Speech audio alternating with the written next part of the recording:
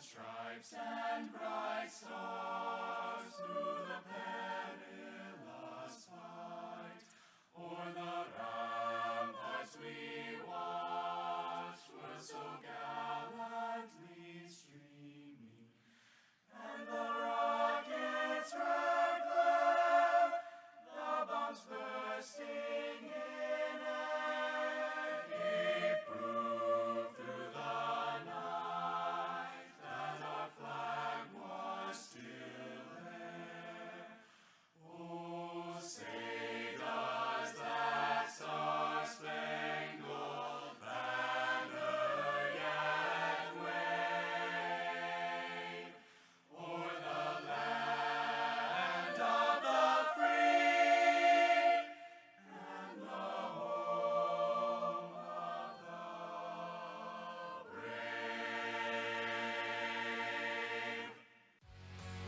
The following broadcast is an official production of the Faulkner Sports Network.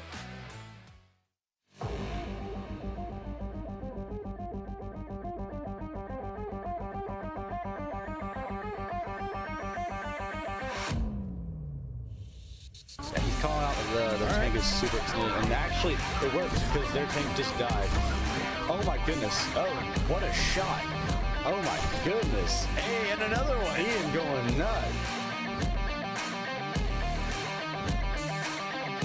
Noise, and it looks like he's expecting us to go from the other side because Matra has come in and just kind of torn through. Chiaki gets Oh my God! This Wow. is rolling.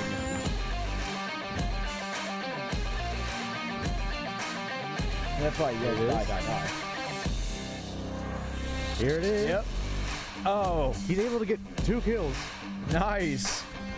He's able to still survive because of his healing factor. Oh, and another ult is popped. And Oh, he gets there. a successful defense from Faulkner right here. Don't jump off the edge. He's just trying to get back to his team. Oh my Nice. gosh. Look at Ian. He was okay. I'm not even lying to you. He couldn't even see his target. No, he was just firing into the distance, baby. He shoots by faith, not by sight. Oh my Holy god! crap.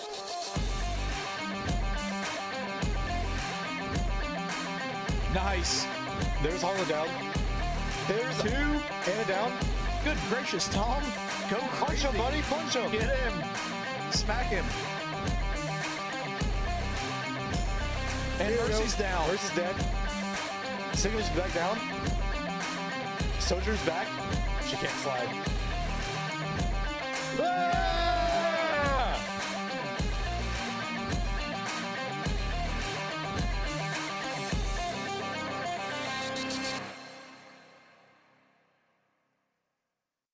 Welcome back, folks. It is playoff season, and we are here with another playoff game from Faulkner eSports. We got Overwatch 2 tonight. It's going to be Faulkner versus the University of South Dakota. So Eagles versus Coyotes, and I think, as Connor and I both know, birds tend to win against Coyotes. Yeah. So we're hoping that's what happens tonight.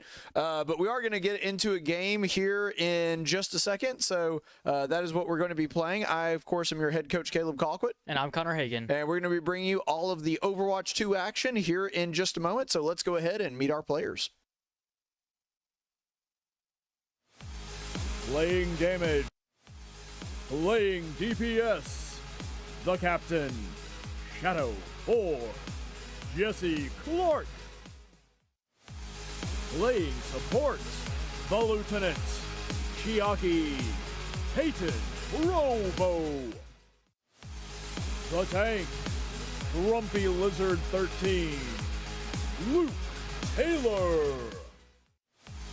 Playing DPS. Kaizen. Josh Chalchi. Support. Sniper Mike Jr. Michael Johnston.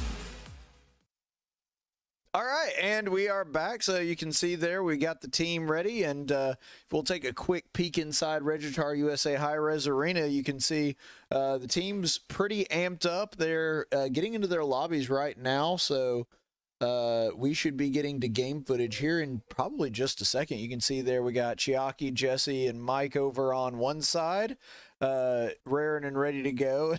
Chiaki's having a good time, for sure. And then we also got Josh and Luke over on the other side. Love Luke repping with the Faulkner hat over there on top of his PC there. Although Luke shoots his hands up like he's on a roller coaster. Ah! Well, he looked straight up because he thought that's where the camera was, and then he found it.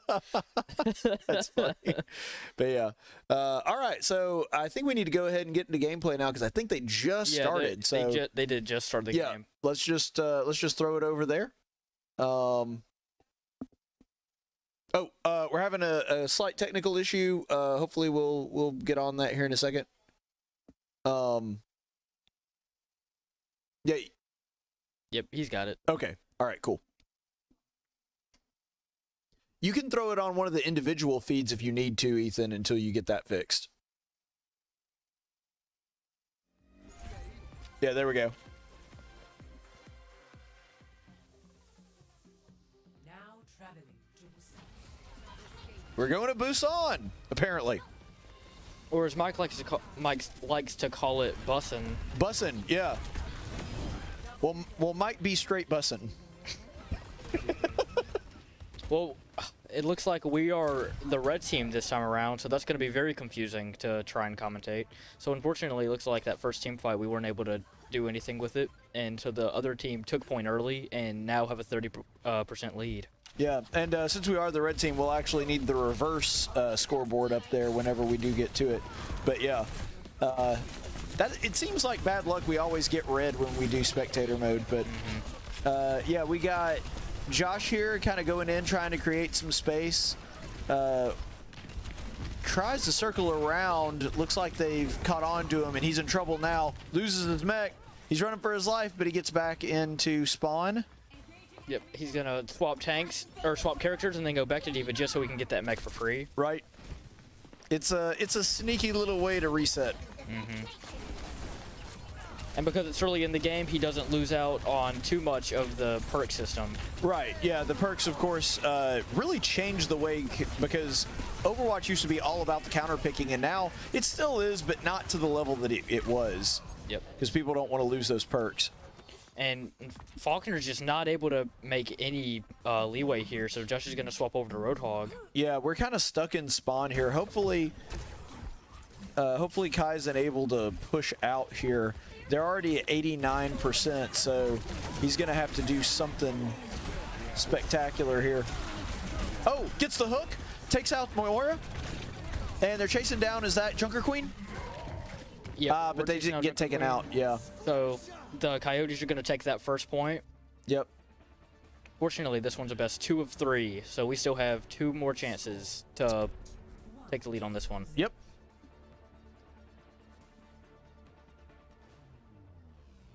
Ready for battle. Yeah, come on, Eagles.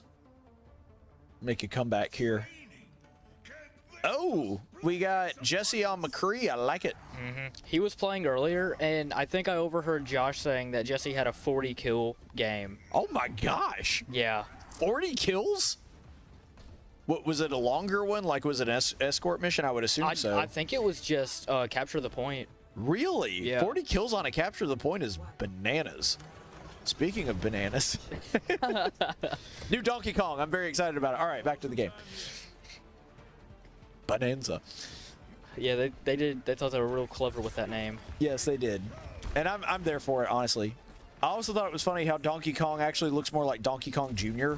Like, it more resembled that than classic, like, 64 Donkey Kong. Yeah, Cam doesn't like it because it's just the movie design, and he thinks it makes him look weird. I think it's whatever. It's silly monkey man. He's Donkey Kong. Yep. Well, you know, Donkey Kong is actually Donkey Kong Jr. Yeah, because the original Donkey Kong was in Jumpman. Yep. Oh, man. So we got a team fight going on here. We got the early payoff on their Genji. Yo, Man, if they're... man, they're trying to hold out here. Look at Kaizen trying to make some space with Reinhardt, but unfortunately goes down, gets that Reaper behind him, and that is Reinhardt's weakness. He is very, very strong when you're in front of him. not so strong when you're behind him. Yep, he is a big bullet sponge, and if you were running a Bastion or a Reaper, they pretty much just tear into him. Yeah, let's be honest, Connor, and you've played this game for a long time. Your aim doesn't have to be fantastic to take out a Reinhardt from behind. If you just get right up on him, he's gonna go down. Yeah, and especially with a character like Reaper that can just pull out damage like that. Yes. Oh, and it looks like Grumpy. Sorry. Grumpy goes down, and it looks like Josh is in there doing the best that he can to make some space, but he's by himself, doesn't have a lot of support here, and he goes down as well. Man, these Coyotes really want to make it to that championships here. Boy, they are. They're putting in the work. And props to him. I mean, Faulkner did take an early lead, but they were able to bring it back, and now Faulkner are kind of in the same situation they were in the first one, unfortunately. Mm-hmm. All right. Grumpy doing a good job of sticking around in those back lines. Oh, that's weird. Yep. Yeah. Oh, he's fixing it. Yeah. Yeah, we're aware of it, guys. All right, let me make some sound effects to... Fortunately, it looks like our supports were just too peeled off from Josh, and they weren't able to get him healed up. Yeah, this South Dakota team is doing a pretty fantastic job of adjusting on that. Just they're able to stick together in a more consistent way. Like, you can tell they're moving in a pattern, whereas we're still moving together, but it's not quite as synchronized. Mm-hmm. So that's going to be Junker Queen ult. And I think what Mike was about to try to do there was run onto point and then use his iceberg. Yeah, but unfortunately they got him before that. Yep, that happened. Reaper ult just finished him out, and we're not going to be able to contest. Yeah, so unfortunately that's a round 1 loss for the Eagles. Coyotes take a early lead, but you know, it's a best of 5. It's just 1 round. Faulkner could come back here. And because it's the April Fool's event, you can see everyone with their googly eyes. Yes, the googly eyes are still active, so if you're wondering, like, what is wrong with their avatars, that's what it is. And I might have missed it, but I think they have special voice lines too because it's the April Fool's event. Yeah, so I know that McCree's, he's the only one that I've heard so far is it's 6:30. Yeah, I remember that one. And I remember last year when I played the event a lot, Reaper would say happy birthday. Yeah, that's pretty good. Yeah. So, how long does that last? Do you know? Because of course, April Fool's yesterday. It ends either April 4th or April 6th. Okay, yeah, I knew this was one of their short ones. It doesn't last very long. Yeah. But that is really neat. And I'm glad they do it more than just on April Fool's Day, because you know you might be busy on April Fool's Day and not get a chance. So giving them about a week, you know, it's a nice way to make sure everybody gets a chance to play. And the event does, as I think the ultimate prize, it has a skin for Orisa. Mm-hmm. Well, that's pretty cool. What's the Orisa skin? Have you seen it? I've seen it. I couldn't tell you what it is.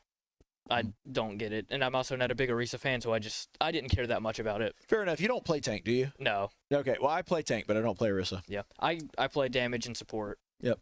So, just based on what you saw there, and I know we kind of had to spurt in and out a little bit, but what would you say that Faulkner needs to do differently to really readjust their strategy here? Because they did really well on that first push on the second point, or the second round, but it seems like they just kind of fell apart after that. So what was it that they were doing that made that work, and like how can they repeat that? On the first point, it looked like the other team was just way more coordinated than we were. They would push in, and then we would back out and kind of stagger off or split off in different directions, so we wouldn't be together at all. Mm-hmm. Then the second point, it looked like we got flanked on this side, and then so 2 people would go off on that side, and then the other 3 would go off this way. Right. We would be missing on some of the healing that we needed over here, and then the people over here were just chasing this guy down, so we didn't have that support over with the rest of the team. Yeah, so probably need to be a little bit more in sync on comms about who to target, who to sort of drill down on. So that does sound like a problem. It did seem like they were having some trouble creating space up front as well. Mm-hmm. So maybe that's something that they can work on, because you can see that they even switch tanks, trying to do tanks that make more space. Roadhog isn't really that guy. He just kind of picks. But when they switched to Reinhardt, you can tell that that's the strategy they were going with because they're, Reinhardt's great at creating space up front. But as you saw, quite disastrous if you don't have the support behind you, because then all you have to do is circle around him, and if you have 2 or 3 people there, like, it doesn't even really matter which DPS is behind him. If there's a DPS behind him, or even sometimes a support, he's dead. Yeah, so. And it's just really unfortunate that they were running Reaper, because Reaper is one of Reinhardt's worst counters. Yeah, and that Reinhardt ult wound up getting, 3 of our guys? Yeah. And that was unfortunate because we actually had what looked like a pretty good push, and we had a good plan going in, especially with May and what was the other ult that we had? I don't remember. But yeah, we had one other ult, and it looked like we had a good plan, but it didn't. Yeah, the Reaper threw down his ult early and was able to take out Mike, and then because everyone else was already so low, the Reaper just was able to pick him off. Yep. Okay, so it looks like Faulkner on blue this side, which just feels more right, Because that's our team color. And, well, red is South Dakota's color. I forgot about that, but yeah.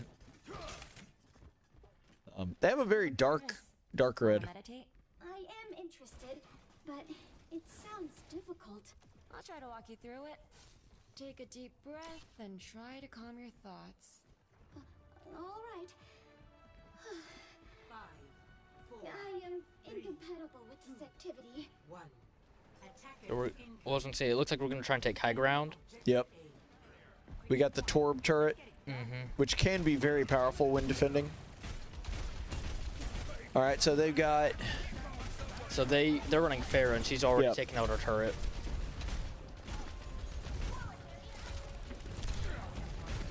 So right now, the best thing that we have against the Pharah is our Sombra, because she can hack and keep her from flying and then just melt her down.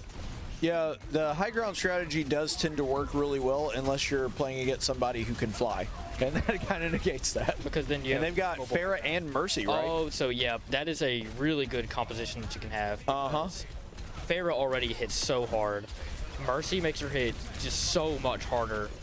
It's actually almost impossible to contest. Yeah, there's an entire strategy that revolves around just those 2 characters. So Josh's going to try and retreat so he doesn't get staggered out. Yeah, Mike wanting to get back to where he can go in with a full team, not have to be going in so haphazard, but they do lose the first point, which means that now it is a escort mission. Yeah, I said Mike, I meant Josh. So they got the Pharah really low there. If they had coordinated a little bit, they might could have taken her out. Also, Josh on Sigma, that's one I haven't seen before. Yeah, I don't think I've seen Josh play Sigma very much. All right, so he's going to go up. Let's see if he can catch the Diva off guard. Nope, winds up going back off the side himself. Yeah, they're getting pinned down hard here. So that was a smart play. The Pharah ulted and the Diva used her defense matrix on her so that any bullets shot at her or anything shot at the Pharah would just get absorbed. Yeah. Yeah, it looks like the guys are going to have to take a step back here, which is not great because they're almost, well, a little over halfway to that checkpoint. So it looks like we got split up a little bit too much there and we weren't able to do anything about it.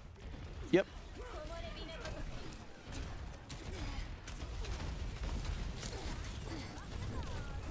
So that Tracer used her ult on Jesse. Yep. And it looks like they're... Oh, we do have Kiriko ult, which could be very helpful here. Yep, Sigma ulted on the point, and I don't think anything was able to come of it. Yeah, the only one left is Shadow, and Shadow goes down. So they're going to make the checkpoint and going to get some more before we even have a chance to contest. And that's really not good for us because, as you can see on the clock, they've got almost 5 minutes left. So they have made their way to checkpoint fairly quickly. Yeah, so the entire Coyotes team took that high ground there so they could have the advantage and just keep that space, because it's really hard to contest against that because you'll have to push in and then look backwards. Right, it's too many moving parts to be able to defend against effectively. And then you have that other team coming in from the other side. Right.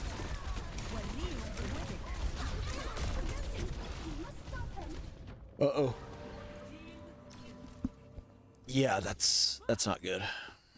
So I think right there, the Anna, nanoed the Diva, and that's why the Diva was able to just shred through the rest of the team. Yeah, so Jesse sort of hanging back here, trying to deliver some support. But he's having to, as you can see, he's having to like divide his attention between ground and air, and that's really hard to do. So Jesse had a really clean ult setup to go there, but the Anna put him to sleep. Yep. And I think the Coyotes are going to take this point. Yep. I don't think there's anybody that can get back in time to contest, and they don't. That's really unfortunate. But yeah. So South Dakota takes round 2, and Faulkner is now out of room. And they got all 3 points, which means that Faulkner has to get the cargo there. Has to get it all the way there before they can even take a point back. So yeah. I do love the Hollywood loading screen here, though. Yeah, it's pretty fun. I like the Hollywood this theater room because unless I could be mistaken, but I think that the movie will change. Oh, the movie will change? Mm-hmm.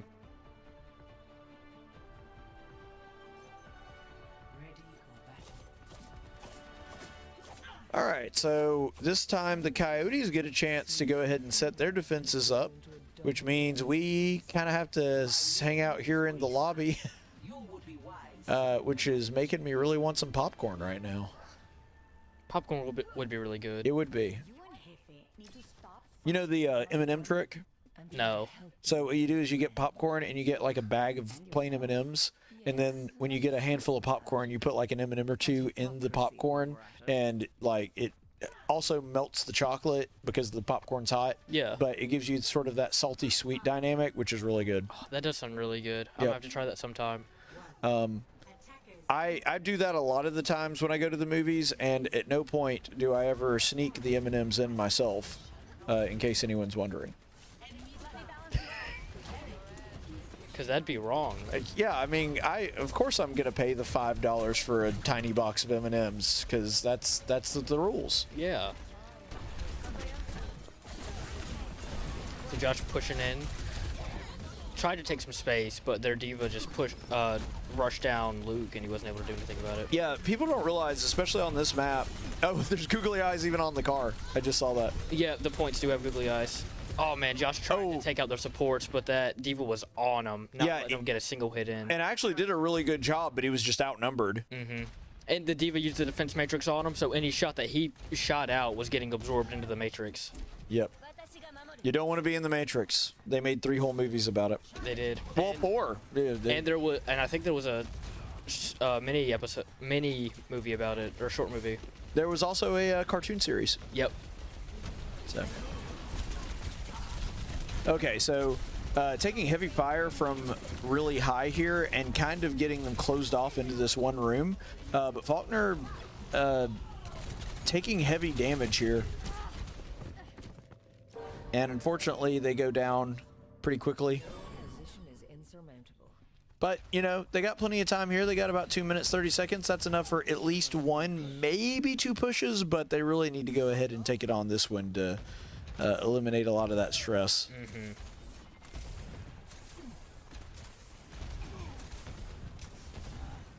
Yeah, so Josh with the Orisa coming out strong, trying to make some headway into this choke point.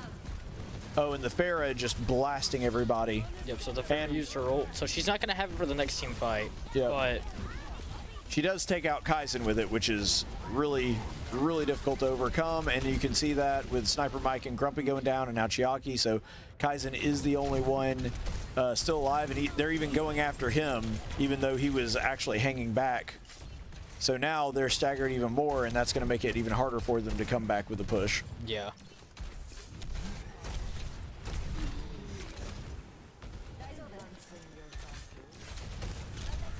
All right, he's trying hard to clear out that top part that's been the thing that has been keeping them from getting into point the most.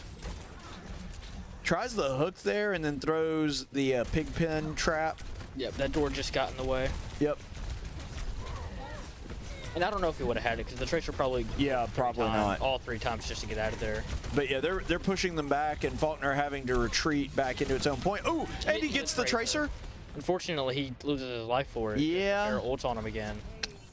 Man, the thing about Farah, she is really good because she can just take on a little bit of damage here and there, and because it's AoE damage, it just hurts everyone, so she can build up her ult really fast. Well, and that you just saw there why that particular comp is so deadly, because you saw Farah able to take out the Roadhog despite taking out their Tracer, and then immediately after that, Mercy uses her ult to resurrect the Tracer, so like it basically negated what we did. Yeah. So we're able to get the Mercy down. Yep, and we are capturing. Shadow's down. Chiaki and Grumpy are low. Oh gosh. Gonna see Roadhog ult. Oh, he's eliminated. Man. He was set up for a really good ult on the Farah too. And they catch the Sombra, which unfortunately Sombra was kind of our last hope that she could just sneak onto point, but without the Sombra there's not much we can do, and that is unfortunately going to be a loss for the Eagles. So we are now down 2-0, but you know, it is a best of 5, so could still come back here, but we are out of room for error. Faulkner now has to win all 3 matches in order to you know, just stay alive at this point. Faulkner, of course, fighting for their lives because this is a single elimination tournament. So if we lose here, that is the end of our season. Of course, now I know that it is actually the end of our season because there's not like another playoff after this, but I said it was the end of our season in our last broadcast. Yeah. And yet here we are. So, but yeah, I don't know really how to counter that. I know that there are champions that do really well against flyers, ones that have a lot of broad shots that can just take people out in the air. And hit scanned characters. Yeah, and hit scans as well. McCree, Bastion. Well, Bastion kind of struggles because he's big and he'll just get eaten by the Pharaoh. Right. Bastion has a really good offense against them, but unless he's being protected, he's just going to get wiped. But Sombra was a good option into it, and I think we did have McCree on there. We did for a while. We just were struggling against it because we also had that Pharaoh to worry about, or the Mercy to worry about. And it's hard to deal with the Mercy when the Pharaoh is on you. So you kind of get stuck between the two, which one you go after. And you really need to coordinate that with your team, which one you're focusing down. Yep. And I saw there a lot, we were getting split up. Like the second round, we'd get split up and then we couldn't work together like that. And part of that was intentional because what you saw there, especially like real close to the end there, we actually had Josh get killed and the other team and our team held out for a while just with 4, and it looked like we were going to make a push, but eventually they did fall. And then the only person alive was Josh, and he wasn't in spawn. He was a little further ahead because he was waiting to just team up with everybody else, and then they went after him. Now, I don't know how they knew where he was, but they immediately went after him, and then when they were able to damage him down, then you wound up with a situation where now the other 4 players have to wait for the tank to respawn, and so it just became a huge mess. And so it's unfortunate, but props to South Dakota for playing a very smart round there and intentionally like causing scenarios where staggering was almost inevitable. So is part of it like Faulkner needing to get a little bit more coordinated? Yeah, probably. But part of it is also just the fact that when it comes to that team, they seemingly practice and were pretty good at executing an intentional stagger there. And that's not the first time they've done that this round. So hopefully Faulkner figures that out and figures out a way to counter that as well. So it looks like we have a Bastion with Sniper Mike. And this is going to be a flashpoint.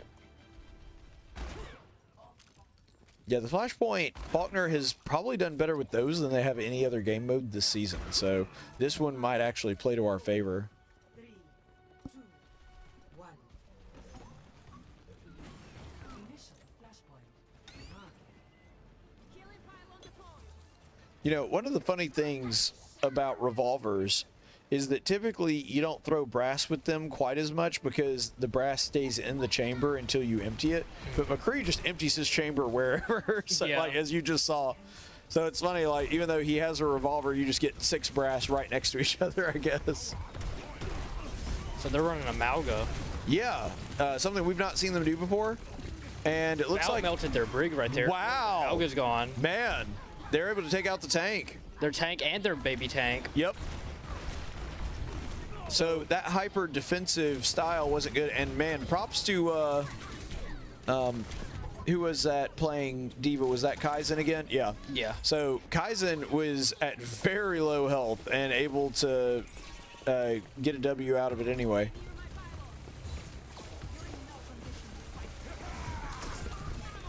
Well, now their team's back, and Yep.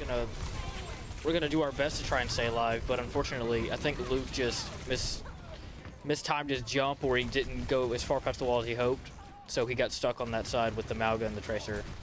For sure, and it seemed like they kind of caught them from the side. I think Faulkner was expecting them to take the other entrance, and that may have been part of the reason that they got kind of caught unaware. But a good job for Faulkner with a very strong early push. They probably are going to lose the lead here because they're not going to be able to go in before that lead changes. But I don't think that, like, if they're able to have a really good team push here, it probably won't get too much above 50. Yeah. Although they are playing pretty far up. They're wanting them to not even get in the room with the flashpoint.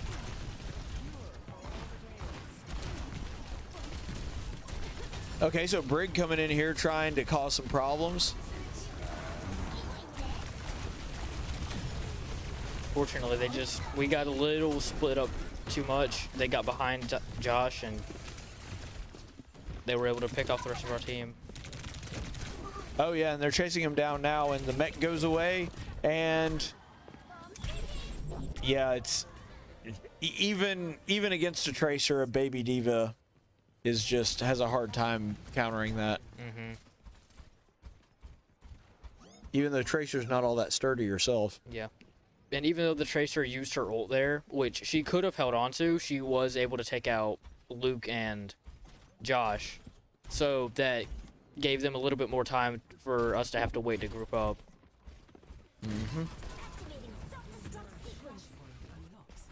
So Josh just threw his Diva ult in there. And now we've got Bastion ult going into this fight, and it looks like we're going to pop it. There it is. So we were able to take out their Malga. Yep. And that sounds like a tree ult. Yep, and we're able to take down, good job on Mike taking down the Brig and the Juno and the McCree. So it looks like that's going to be a team kill. We did use 3 ults to get it, though, so we are down to just 1. Yeah, Moira ult is really good, though, and as long as they're kind of grouped up together, it can take out at least 2 or 3 people.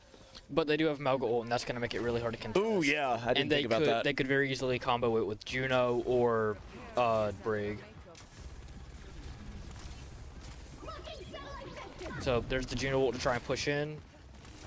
I could see them going straight for the Malga ult. Yep, they're going to pop Moira ult. She's going to target. Oh, they used McCree ult instead. Oh, double kill and an assist for... unfortunately, they go Jesse down. and Josh. Yep. Oh, wow. Yep. The Brig Mace, very scary. Yes. It can catch you even when you don't think it can.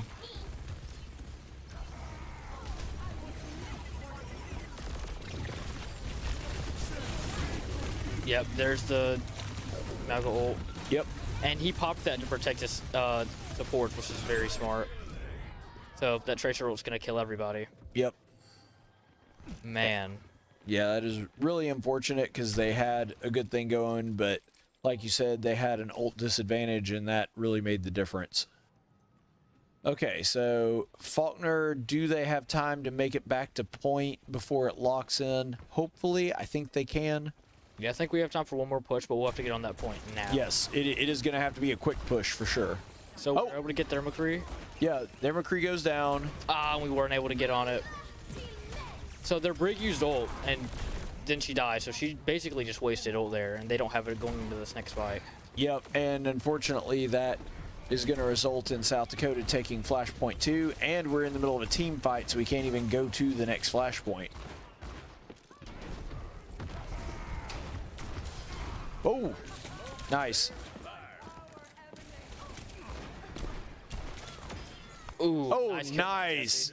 Jesse's on a 5-player kill streak, and that was such a good job aiming there with the Tracer. And now that Tracer's really staggered out from the rest of its team. Yeah, and as you know, Tracer, one of the harder characters to hit when in motion like that.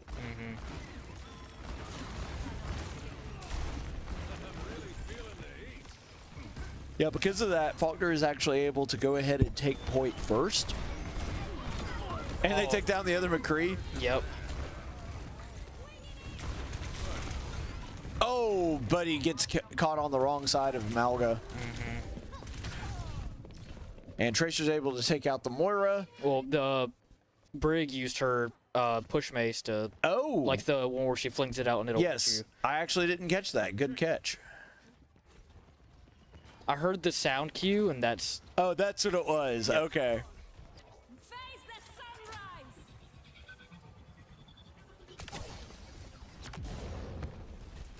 I think Luke overshot that. Yeah, I believe he did. Just a little bit.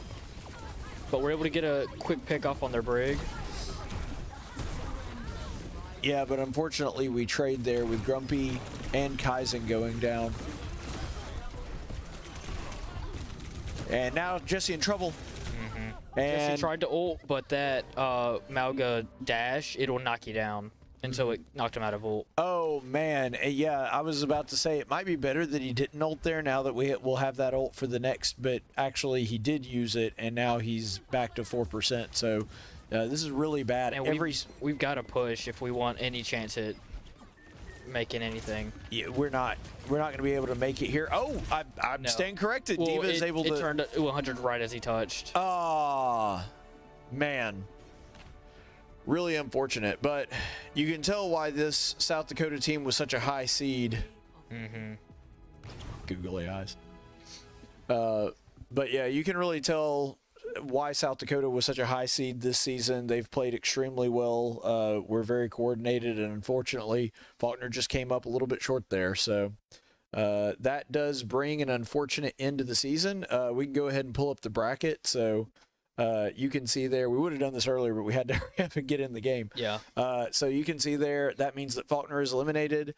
And I know that you can't see it on your screen, but I can see it on mine.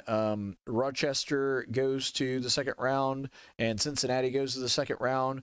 Cameron and Seminole have not played each other yet. So we do not have the results on that one, but unfortunately, South Dakota also advances to the second round, which eliminates us. So that is going to be the last time that we cover any of these games, since Faulkner is no longer going to be a part of that. Thank you so much, Ethan. And what we'll do is we will take a quick break here, and we will get back to you in just a second and have a post-game interview. Did you know that 100% of Faulkner's computer science graduates since 2014 have found jobs in their fields within 6 months of graduating? We live in the information age where you either use a computer or you get left behind. Are you ready for your future? Faulkner's computer science program is your gateway to a leading-edge career with purpose. I built church websites, and through the training and instruction that I received from Faulkner, I was able to go right into my career after graduation. It laid a solid foundation for what you need to know. At Faulkner, there are many kind and knowledgeable people that are eager to help you prepare for the future.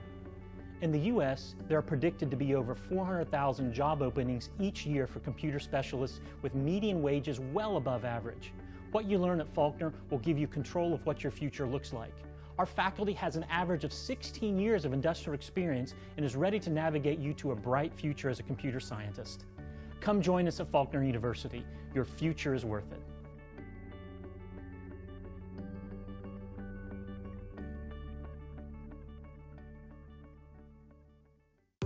My name is Mike Harridge, and I teach computer science at Faulkner. Computer science at Faulkner is dramatically changing right now. It's an exciting time to be here. We're adding new students, which is exciting for all of us, but we're also growing in the content in which we deliver. We're adding new courses, we're adding new curriculums. It's a time that things seem to be really exciting and things seem to be really changing rapidly inside of our field. Computer science will always be a rapidly evolving field. Everything from artificial intelligence to cybersecurity will always drive us to excellence. But here at Faulkner, we embrace that change as opposed to ignore it. Many of our students find their niche in the computer science world by coming here, and that's what we hope to really drive that love of computer science into our students here. I'm telling you, of any place you want to be to learn computer science, Faulkner is the place to be right now.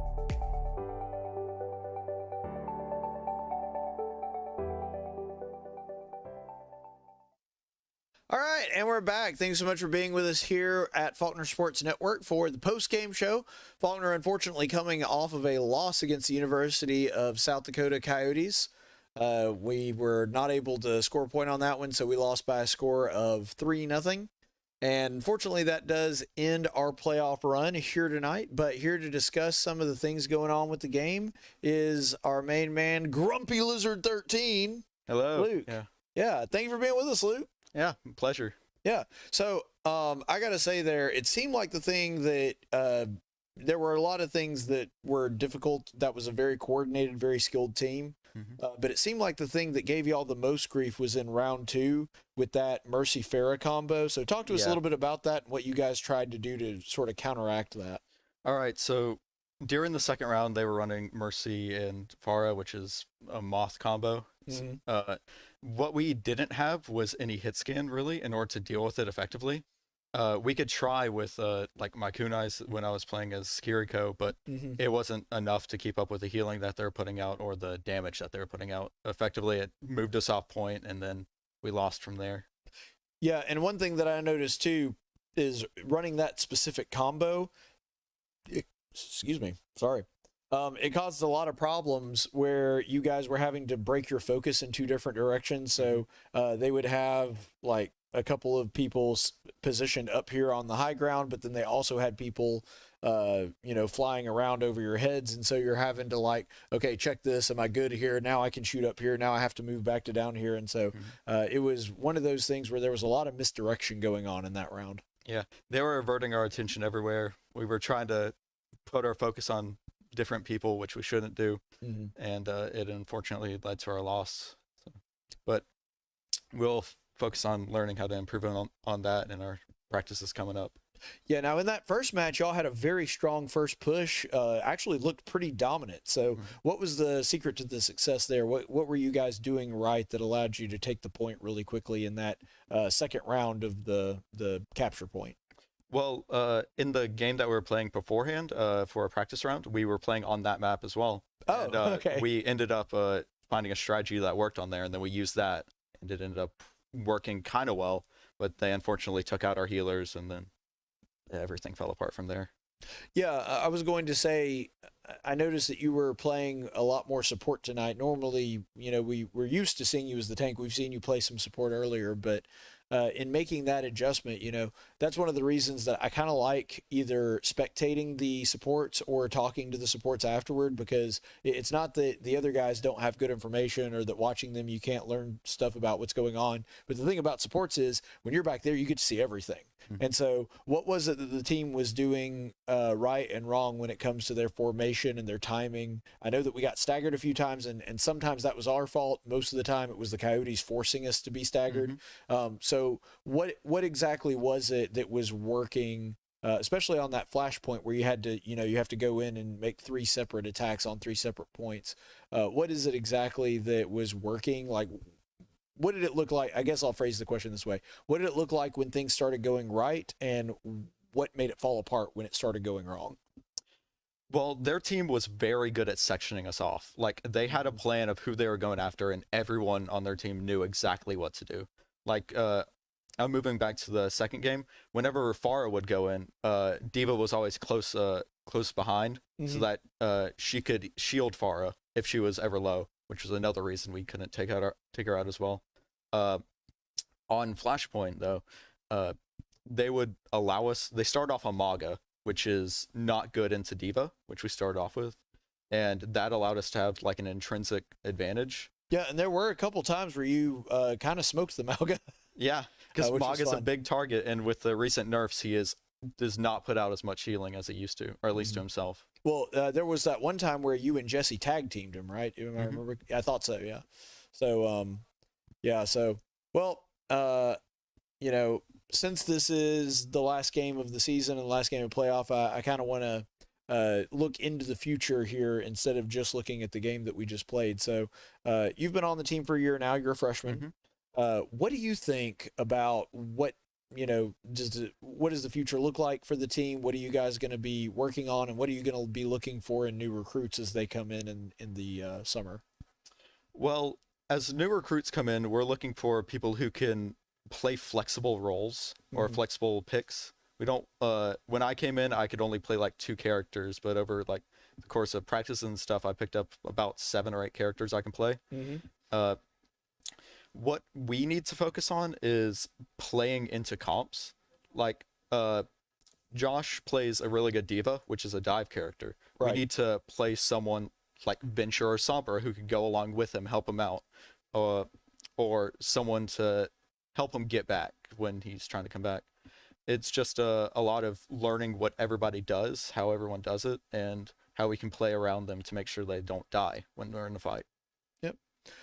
All right. Well, thank you so much for that, Luke. Appreciate that insight into the game, and hate that the season ends this way, but thank you for coming here and talking us through some of that. And, you know, sounds like you guys have a plan moving forward. So hopefully that is able to result in a better, stronger team for the next semester. Looking forward to next year. Absolutely. So that, of course, is Grumpy Lizard 13, our man Luke here.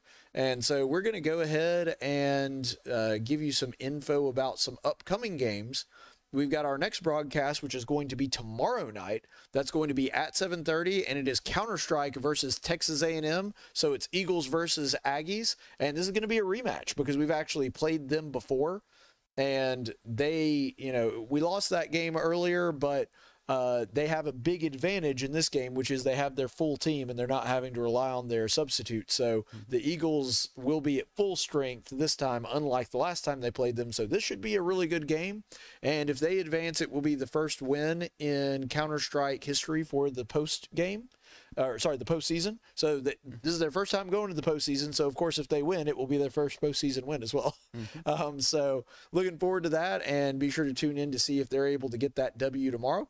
And of course, we don't have another Overwatch team because since unfortunately we were unable to take the win from the Coyotes tonight, that means that our season does end here. So our next Overwatch game will be at a unknown time and date, sometime in either late August or early September. Probably early September. Usually the first week is when the season starts. Yeah.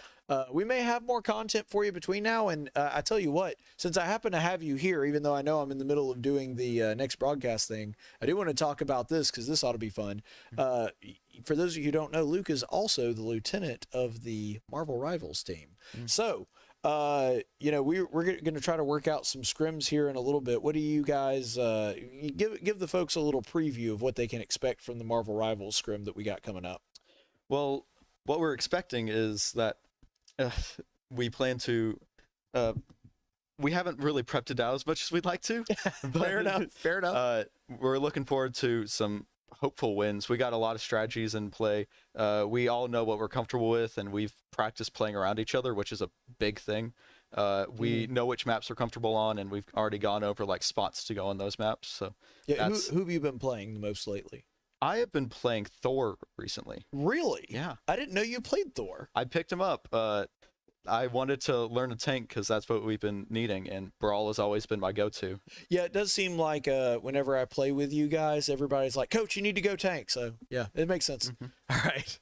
But, yeah, look forward to that. We got hopefully some Marvel Rivals scrims coming up. One of them we're planning on trying to coordinate that as soon as the post-season is over. As soon as that is done, we will announce that and we'll get that information to you as quickly as possible. And we're going to try to organize it to where it can be on the same night as our charity live stream so that we can kind of showcase both of those at the same time, which is coming up soon, by the way, and we'll give you more information on that by checking out our socials. You can check us out on Twitch, on Twitter, on Facebook, Instagram, all of those places. If there's a social media presence, we're probably there. So be sure to check that out wherever your social media is sold. So we'll go ahead and get that information out to you as soon as we have it. And a big special thanks to my production crew tonight, working a late night tonight. Our main man, Ethan Dixon, who's doing a great job of keeping us on the air and making sure we don't look like jerks, which we appreciate. That's always nice of him to do that. And of course, my broadcast partner, Connor Hagin, who was here up until just a few seconds ago doing color commentary and bringing some flavor to the broadcast. We always appreciate him doing such a great job here. And of course, I am your head coach, Caleb Colquitt, and play-by-play announcer saying so long from Regitar USA High-Res Arena. And we will go ahead and bring you that next broadcast tomorrow, 7:30. That is Counter-Strike versus Texas A&M. Until then, stay the course, friends. The preceding broadcast was an official presentation of Faulkner University. It may not be redistributed without the express written consent of the Faulkner University Athletic Department. Regitar USA High-Res Arena is sponsored by Regitar USA. The national anthem was performed by the Faulkner University Chorus. If you would like to learn more about the Faulkner eSports program, visit our official website at faulknereagles.com or follow us on Discord, Facebook, Twitter, Twitch, and Instagram for all the latest news and events. Thank you for watching, and soar Eagles!